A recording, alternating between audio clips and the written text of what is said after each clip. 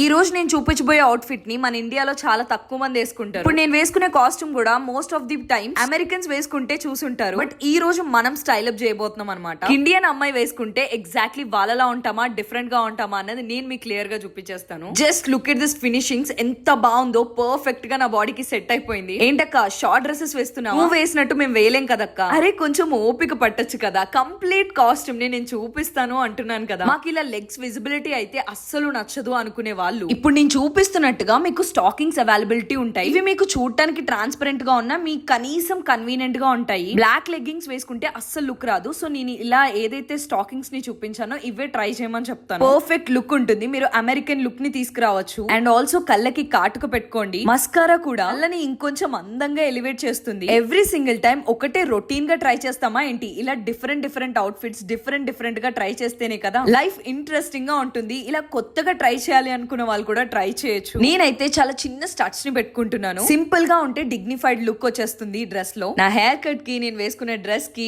And నేను చూపించే outfit కి ఏదో ఒక తెలియని కొత్తదనంగా ఉంది కదా. ఇంకా సర్ప్రైజెస్ చాలానే దాచుంచాను. ఇలా కొత్త అవుట్ఫిట్స్ తో రోజుకోసారి కలుసుకుందాం. పొద్దునే మార్నింగ్ 10 o'clock అలా వచ్చేయండి.